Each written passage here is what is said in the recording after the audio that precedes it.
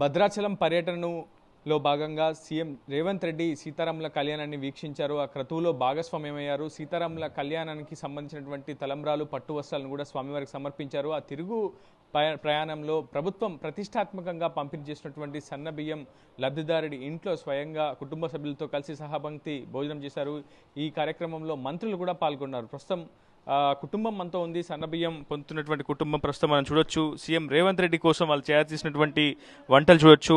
టమాటా, ములక్కాయతో పాటు పప్పు, అటు మజ్జిగ, అన్ని రకాల వంటలు, దాదాపు పులిహోరతో పాటుగా వాళ్ళ శక్తి మేర పూర్తిగా అన్ని వంటలు అయితే వాళ్ళు తయారు చేసి సీఎం రేవంత్ రెడ్డితో పాటు కేబినెట్ బృందానికి కూడా వడ్డించినటువంటి పరిస్థితి. ప్రస్తుతం శ్రీనివాస్ మనతో ఉన్నారు, సన్నబియ్యం లబ్ధిదారు. ఆయనతో మాట్లాడదాం. సీఎం స్వయంగా ఆయన ఇంటికి వచ్చి భోజనం చేసిన తర్వాత ఆయనకి ఎటువంటి అనుభూతి కలిగింది తెలుసుకునే ప్రయత్నం చేద్దాం.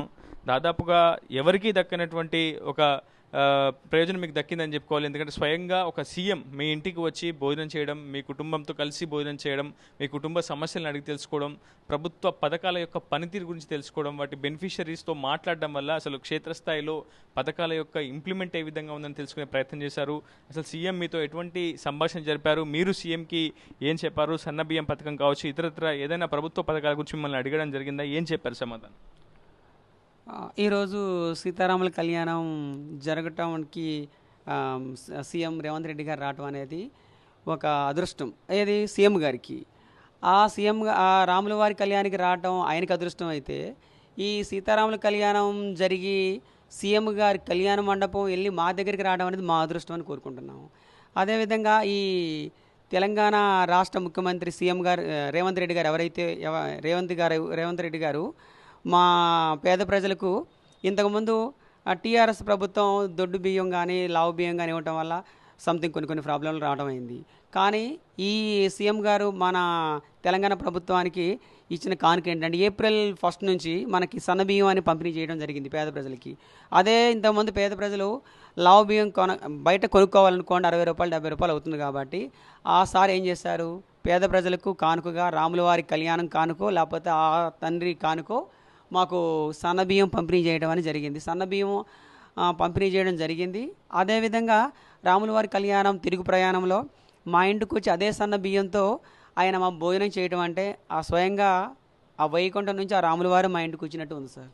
సాధారణంగా ఒక ఎమ్మెల్యే ఇంటికి వస్తున్నాడంటేనే ఒక హంగు, ఆర్భాటాలు, ఆ వాతావరణం అంతా వేరే ఉంటుంది. ఒక సీఎం మీ ఇంటికి వస్తున్నాడనే సందర్భంలో రావడానికి ఒక 72 గంటల ముందు హడావిడి ఏ విధంగా ఉంది, మీకు ఏమైనా కంగారు అనిపించిందా, ఆందోళన అనిపించిందా? ఎందుకంటే సీఎం స్థాయి వ్యక్తికి మీరు భోజనం వడ్డించి పెట్టాలన్న ఆలోచన వచ్చినప్పుడు ఏ రకాల వంటలు చేయాలనిపించింది? మీదేమో దాదాపు చిన్న కుటుంబం, కేవలం దారిద్ర్య రేఖకు దిగువ ఉన్నటువంటి కుటుంబమే.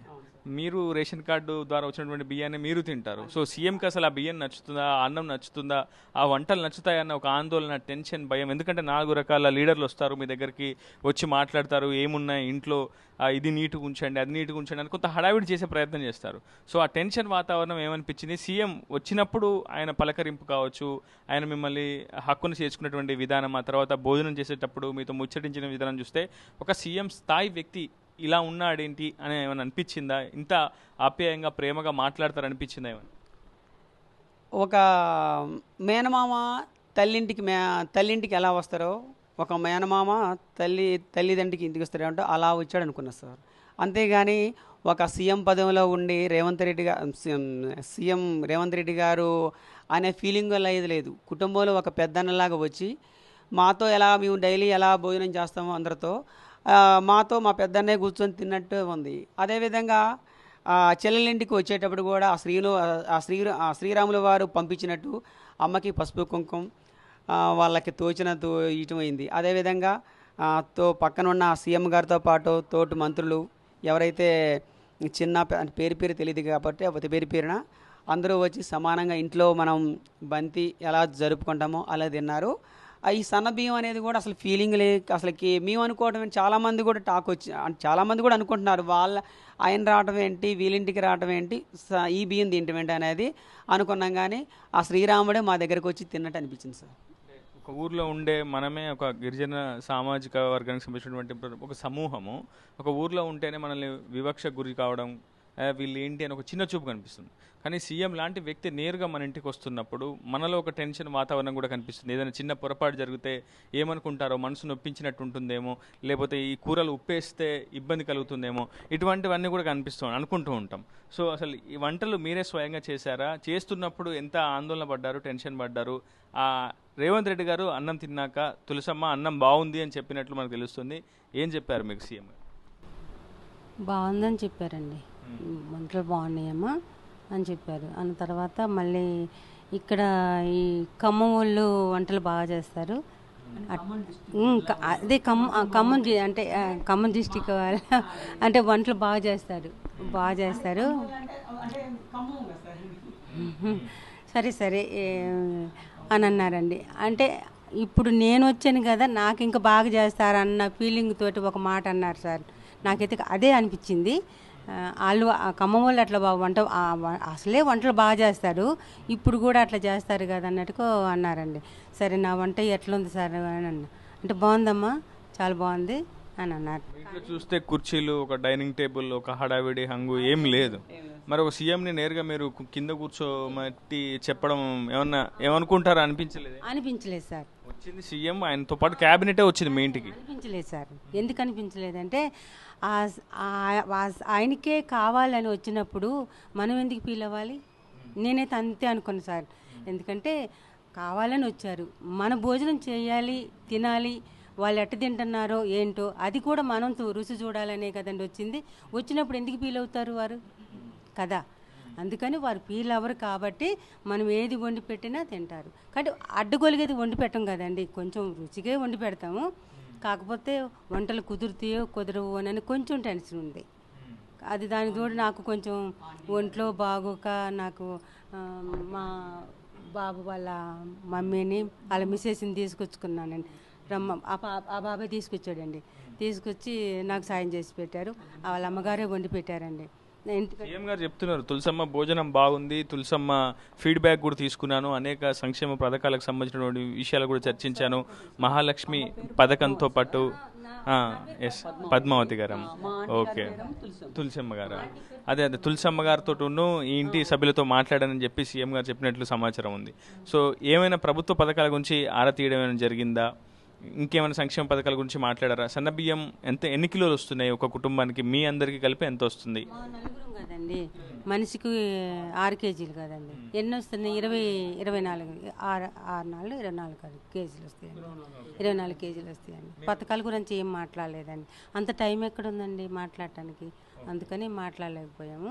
ఇక నా గురించి ఏం మాట్లాడలేదు కానండి. మా పాప కోసం, మా బాబు కోసం మటుకి అడిగానండి. మా బాబుకు ఉద్యోగం లేదండి, మా పాపకు వెళ్తే బాగాలేదు, ఇంక సాయం చేయండి అని మటుకి అడిగానండి.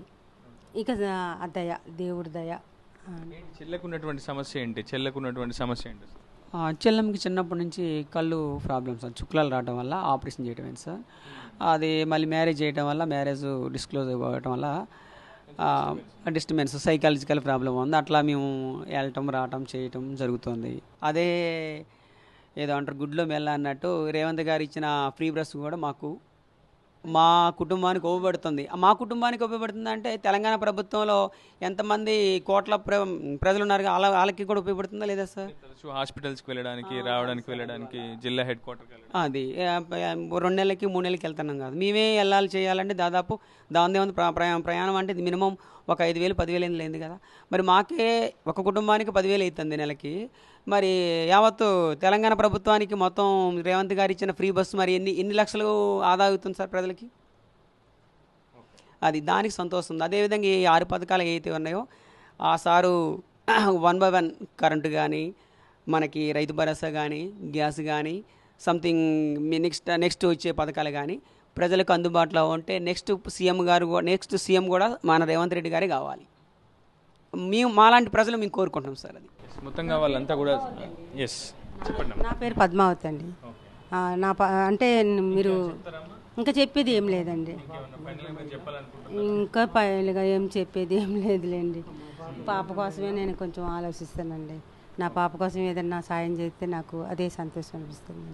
మొత్తంగా వాళ్ళు సంతోషాన్ని అయితే వ్యక్తం చేస్తున్నారు. ఒక సామాన్యుడైనటువంటి తమ ఇంటికి నేరుగా సీఎం రేవంత్ రెడ్డి రావడం, తమతో కలిసి భోజనం చేయడం, ఆయన వెంట మంత్రులు కూడా వచ్చడం కొంత ఆనందం అయితే వాళ్ళలో ఉంది. వాళ్ళ ఇంటి సమస్యలన్నీ కూడా కొంత తీరుతాయన్న అభిప్రాయం కూడా వాళ్ళు వ్యక్తం చేస్తున్నారు. ప్రధానంగా వాళ్ళ ఇంట్లో ఉన్నటువంటి వాళ్ళ సిస్టర్ కోసం కూడా కొంత ప్రభుత్వం తరపున ముఖ్యమంత్రి హోదాలో రేవంత్ రెడ్డి కూడా కొంత సాయం చేస్తామని ప్రకటించినట్లయితే మనకు సమాచారం అయితే అందుతుంది. ఏదేమైనప్పటికీ ఒక సామాన్యుడైన తమ ఇంటికి సీఎం రావడం, సంక్షేమ పథకాల గురించి ఆరా తీయడం అయితే తమకు కొంత సంతృప్తినిచ్చిందని వాళ్ళ అభిప్రాయం అయితే వ్యక్తం చేస్తున్నారు. ప్రపంచంలో ఏ మూల ఏ క్షణం ఏం జరుగుతుందో వేగంగా తెలుసుకోవడానికి తొలి వెలుగు వాట్సాప్ ఛానల్ని ఫాలో చేయండి.